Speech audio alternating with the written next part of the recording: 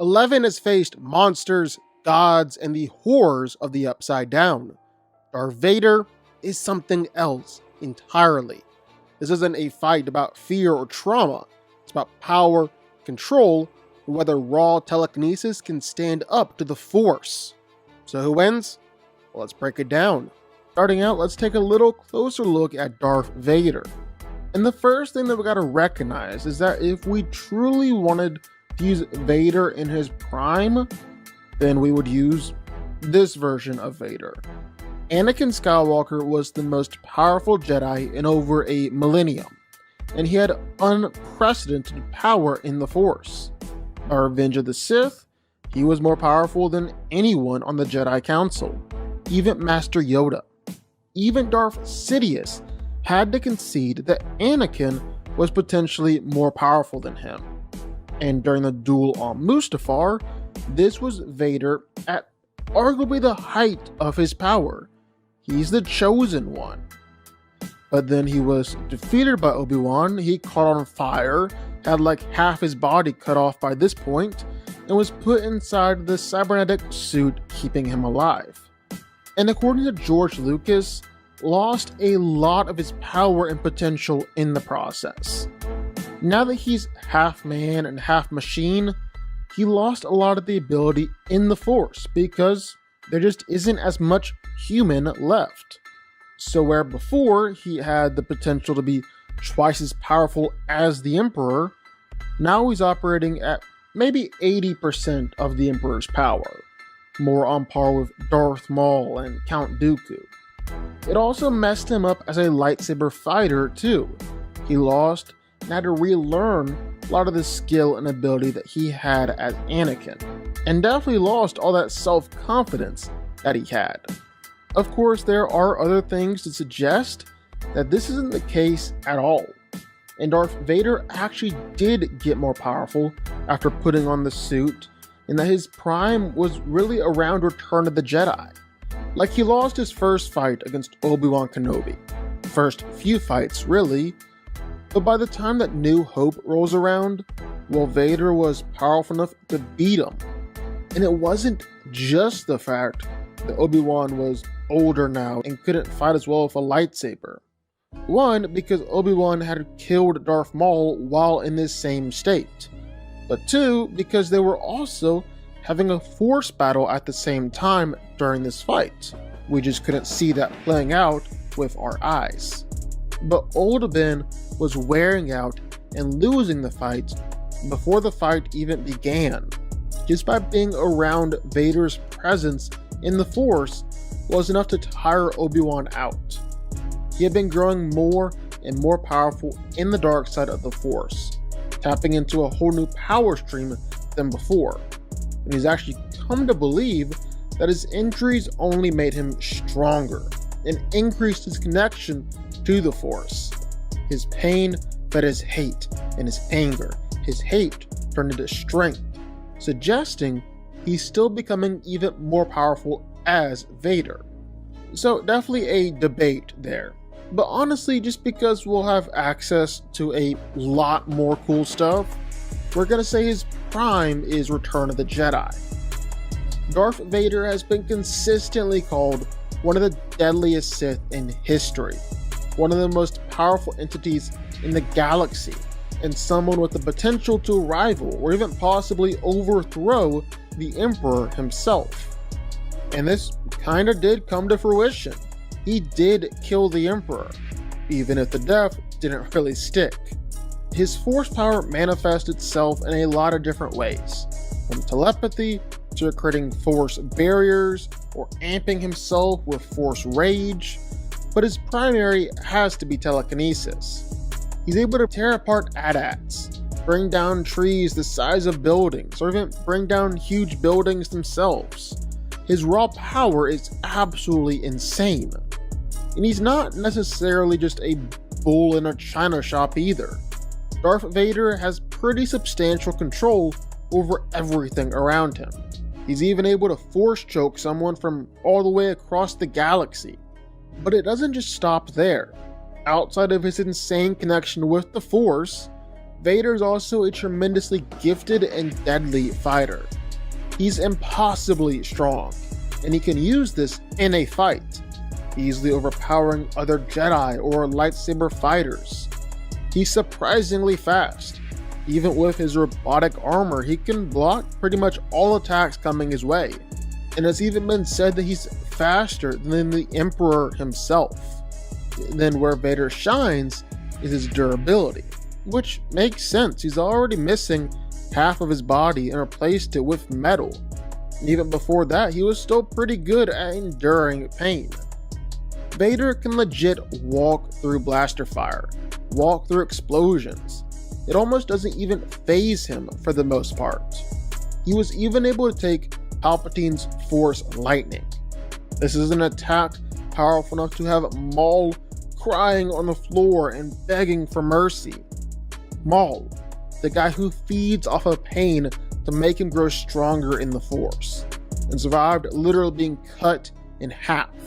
Palpatine's lightning had him screaming out, but when Sidious hit Vader with enough lightning to make his skeleton show up through the armor, I don't even know how that one's possible, well, Vader just kept on pushing, determined to kill him. Then there's just straight his skill. He's the best duelist the Empire has, and fights with a unique and unpredictable style that actually takes bits and elements from all combat techniques. He got more and more skilled between A New Hope and Empire Strikes Back, and then between Empire Strikes Back and Return of the Jedi, to the point where it was said he was unparalleled in terms of pure skill. He had no equal, putting him above the likes of Obi-Wan, Luke, and maybe even the Emperor himself. From the moment 11 escapes Hawkins' lab, it's clear she isn't just another kid caught in something bigger than herself. She is the thing that changes the rules.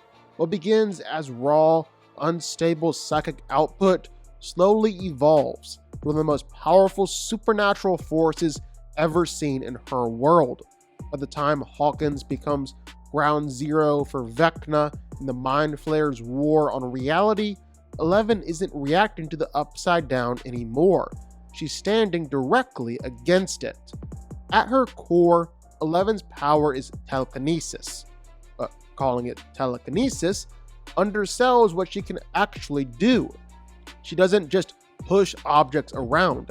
She crushes, lifts, rips, and restrains living creatures that are vastly larger and stronger than herself.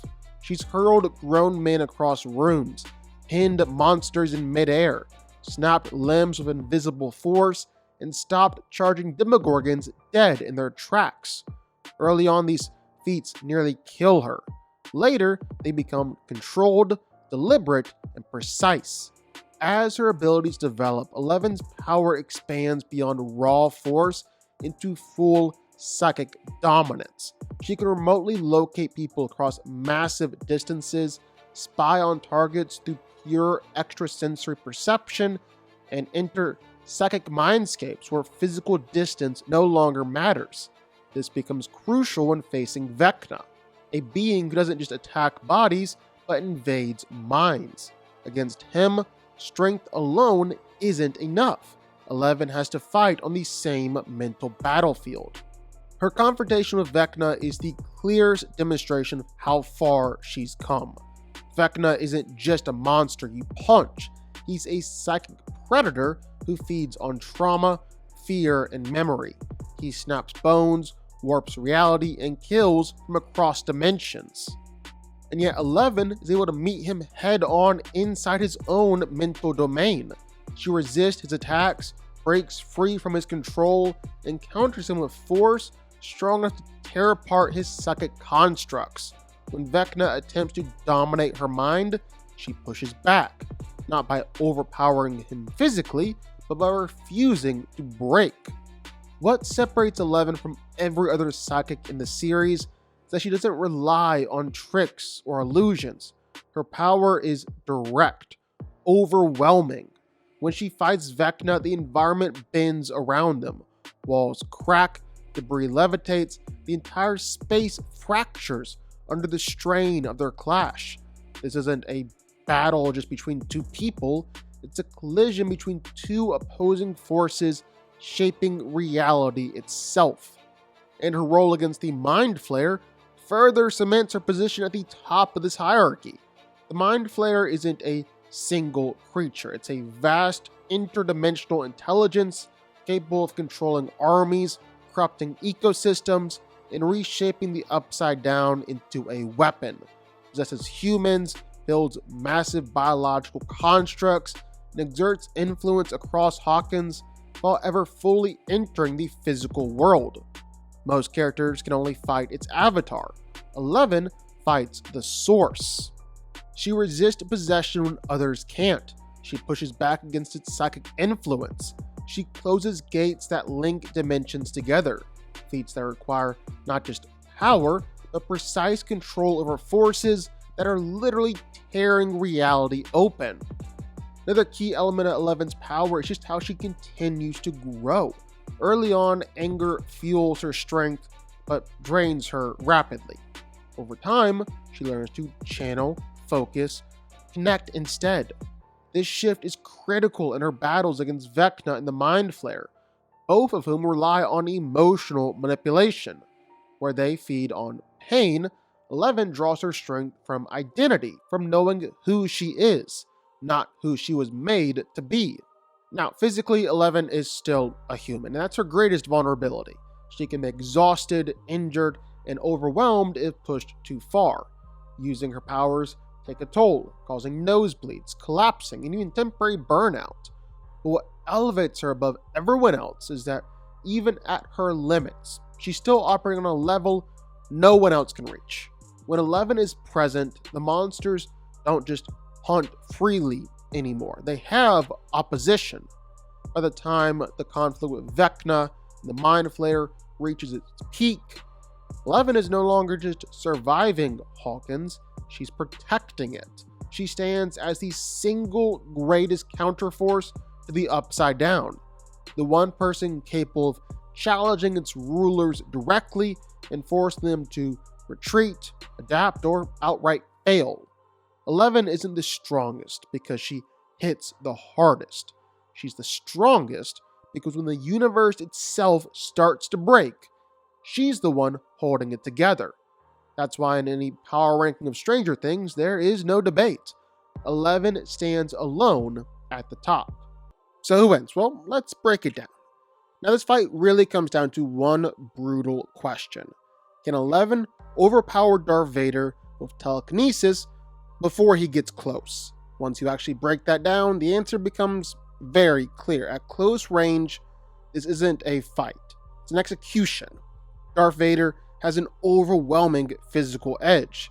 His cybernetic body gives him strength far beyond a normal human, letting him overpower trained Jedi, crush Durasteel with his grip, and physically dominate opponents who are already superhuman. He's also absurdly durable, taking explosions, blaster fire, and direct impacts that would instantly kill 11. And speed-wise, it's not even close. Vader consistently reacts to and deflects blaster bolts, which are far faster than anything 11 has ever dealt with in combat. Add a lightsaber into that equation, and 11 simply can't afford to let Darth Vader get within striking distance. One swing ends the fight. No shields, no recovery, no second chances. Even if 11 amps herself with her powers, like we've seen her do against Vecna, it doesn't bridge that gap. Vader doesn't need to overpower her physically if he can just cut her in half. So that means 11's only real win condition is telekinesis. While 11's telekinesis is incredibly powerful, snapping bones, ripping apart monsters, holding back the Mind Flayer, and standing toe-to-toe with Vecna, it still exists on a completely different scale than the Force. Darth Vader can do everything 11 can do, and then push it several levels higher. He can choke, crush, lift, pin, and tear apart enemies with casual effort. He can ragdoll multiple opponents at once. He can block, redirect, or overpower other Force users who have spent their entire lives training. Eleven's abilities are instinctual and emotionally driven. Vader's are disciplined, refined, and weaponized through decades of experience. And that experience matters. Vader has fought other telekinetics before, Jedi, Sith, and Force sensitives who specialize in exactly the kind of attacks 11 relies on. He knows how to resist, counter, and overwhelm psychic pressure. 11, on the other hand, has never faced someone who can not only match her telekinesis, but dominate it. If 11 tries to pin him, Vader pins her harder. If she tries to crush him, Vader crushes back. If she hesitates for even a second, he closes the distance and the fight is over. She could absolutely make him work for it. She could slow him down. She might even land a solid hit early on, but there is no version of this fight where she sustains that pressure long enough to win. Darth Vader is stronger, he's faster, he's more durable, he's vastly more skilled, and his powers operate on a higher ceiling than 11's ever have. In the end, this isn't about fear, emotion, or willpower. It's about scale. And on every meaningful level, Darth Vader completely dominates this matchup. Darth Vader wins.